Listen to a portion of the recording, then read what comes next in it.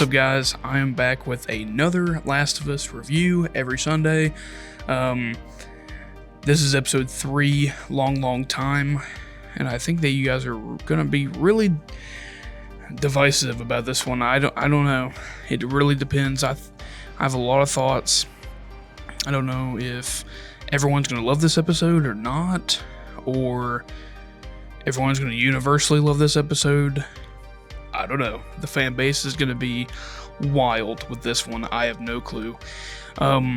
So the first things first, I do think that this episode was kind of a bit of a filler episode. So, I think that there was a little bit of a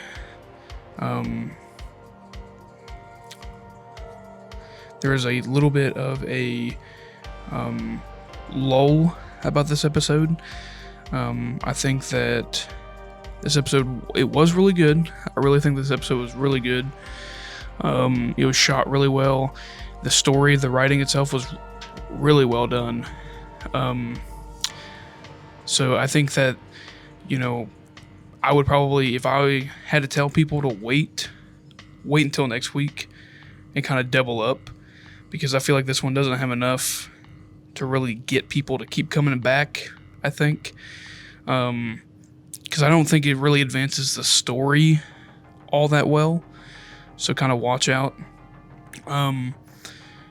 So yeah, I would say double up, save this episode till next week, take a week off, next week come back, watch both of them, and I think you'll be good. I think you'll really like the next episode, along with this one. It's just this week didn't feel like it was worth the wait for me. It was a good episode, but like I said, man, this one just didn't feel like it advanced the story. I felt like it just lulled until about the last 10 minutes. Then it started moving along at a pretty good pace. So just watch out, I would double up. Anyways, that's the end of the review for the non-spoiler folk. If you're coming to this channel and being like, yo, give me some quick thoughts. There you go. Let's dive into. We're gonna go ahead and dive into spoiler territory. So, click off now if you don't want to get spoiled. Let's go ahead and say it. Bill and Frank, their story was incredible. I thought it was a beautiful story. I think it was very interesting the way they did it. I do think the deviation from the game is going to kind of tear some veterans. Some of us, for me personally, I liked the new element with Bill and Frank. And I don't remember if Frank's in the game. I don't remember if Frank is. I don't think so. He may be, I don't know. Don't quote me on that. But I like how they changed up Bill's character, but kept him relatively the same. He was still the character that we know from the video game. So I really enjoyed his characterization, and he was adapted faithfully, to a point. But they also took some deviations that I had some questions about. Bill, he doesn't have much backstory in the game. We just know he knows Joel. They're not necessarily friends. That's about it. And them giving him more backstory makes him, I think, a better character. But I don't think many people are going to be really engaged with his character and Frank. Because I think that their characters were too simple, I guess. They were together for love.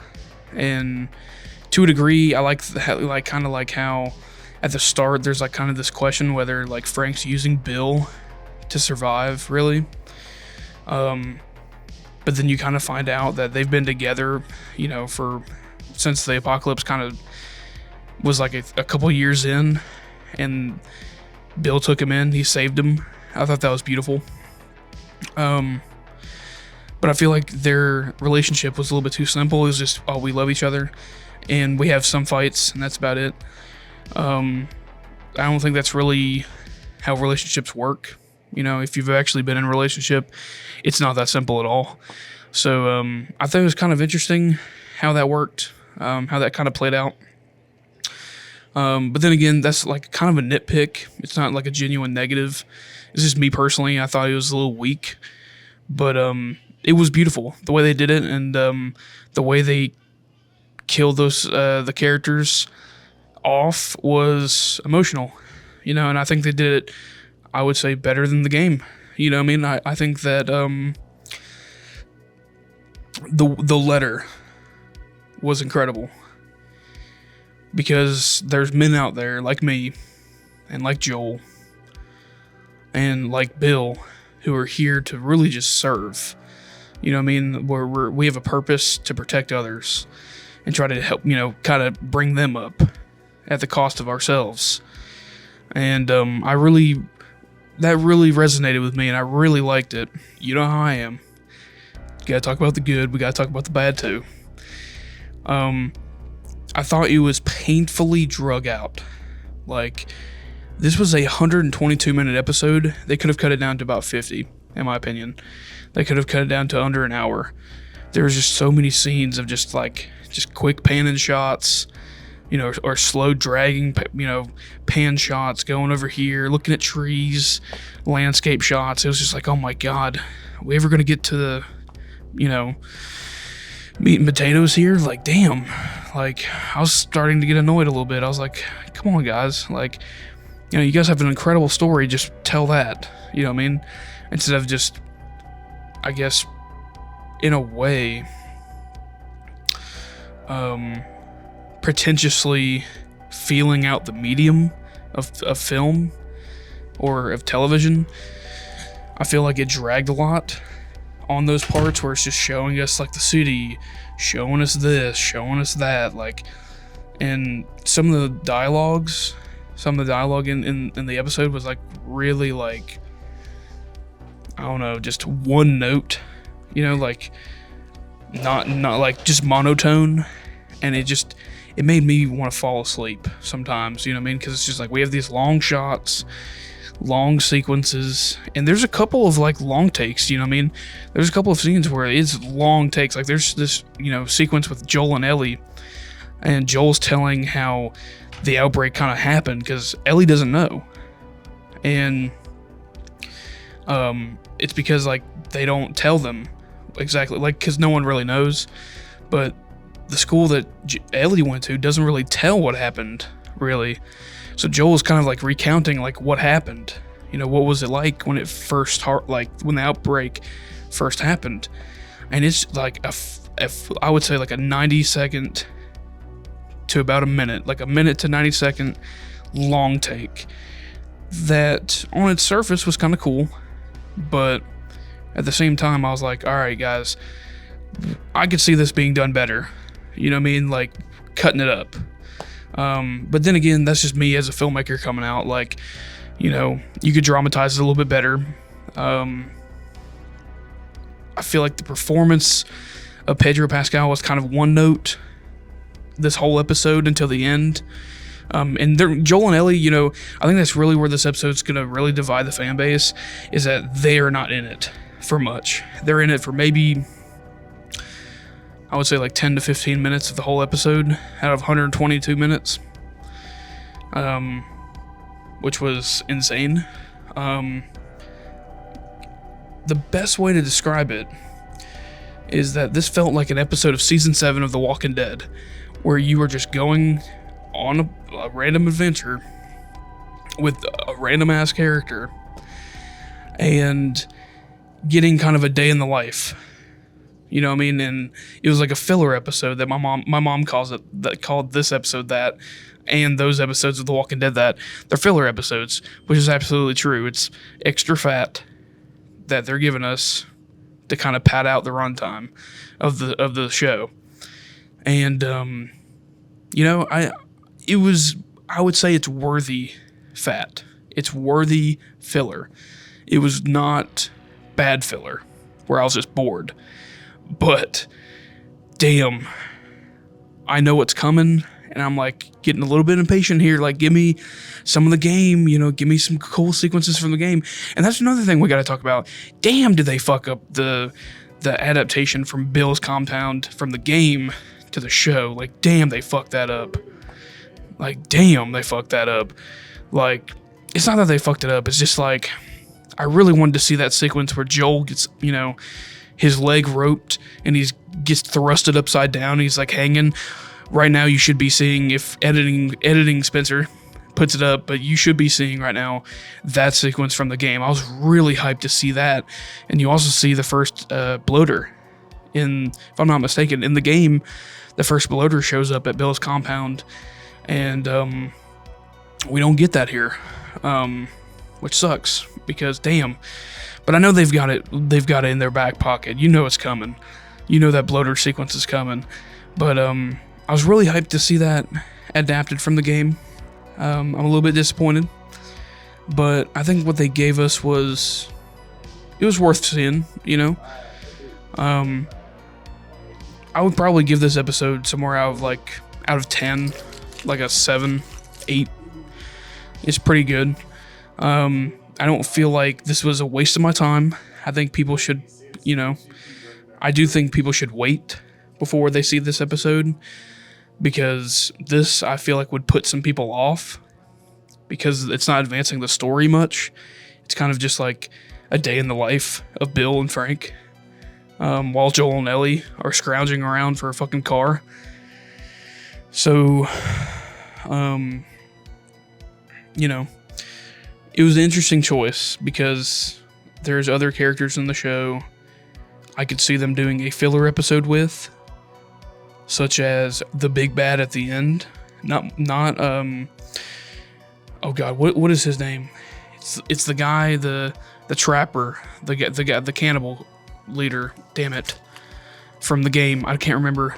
But him, I could see them doing a whole episode based on his backstory, and I hope that they do a version of that. I don't think they will, but if they do, holy fuck. But I see that as better than what we just got in Bill and Frank episode filler. You know what I mean? Like, I could have seen resources been better dedicated to that than this. You know what I mean? So yeah, I really like the episode. It's just, damn, I feel like they're kind of, if this show wasn't as good as it is, people would be dropping off right now, because I'm not gonna lie, I'm getting a little bit impatient with the story beats of the show. They are taking their fucking time, and I know it's gonna pick up, because I just saw the episode 4 trailer. They're picking it up, thank God. But damn it, I just really hope that they know what they're doing. I mean, at this point, they can do whatever they want. You know what I mean? Like, the quality of the show is just incredible. But I just hope that they don't shoot themselves in the foot by not giving themselves enough time to properly adapt the material from the game. I think they have enough time, if I had to guess, that they're not going to rush, or that they haven't rushed what happens. Like, I think they have enough time that this episode didn't really set them back, but I do fear that this filler episode was wasted on the wrong characters. Albeit, it was a beautiful episode. I really enjoyed the messages in this episode. It was really, the one thing I didn't really touch upon was like how people suffer from loneliness, and especially in like a situation like the outbreak, people, would get lonely, especially Bill, because he's like by himself in a compound. So I thought it was interesting how, he turns to Frank. It was really well done. They build their compound together. But I don't know. It was a deviation I wasn't expecting, and I'm not sure if I like it. It was beautifully done, but I don't know. Like, I don't know if it was the right character to deviate with. You know what I mean? Like, I mean, the performances were damn good too. Like, whoever played Frank, hold on. Okay, so these two guys, they needed a little shout out. Nick Offerman and Marie Bartlett, their performances were incredible in this episode. I really do think they were possibly Emmy worthy. I don't know. Emmy lock, who knows? It was they were a little bit captivating, you know. I just the nuances of their characters and where they're like coming from, you know, because Bill's like this hardened veteran type survivalist, and then you got Frank, who's really kind of like the more vulnerable, I guess vulnerable side that we don't get to see with Bill. And you know, it was just interesting. They played it to maximum, you know what I mean? I really liked it. But yeah, Joel and Ellie, Pedro Pascal, he hasn't really like impressed me just yet. I think this episode kind of was like, okay, he's getting there. But Bella Ramsey as Ellie, I don't know. Like, she's still, I see her warming up for me. Like, they're both warming up. But I think Bella's going to take some time to warm up for me. So, anyways, guys, hopefully you guys enjoyed this episode review. Tell me what you guys thought in the comment section. I really want to see what people think about this episode, because it's going to be kind of a polarizing episode. It's going to divide the fan base a little bit. Some people are going to think it's worth it. Some people are going to think, well, damn, that was amazing. But I don't think it was worth an hour and a half.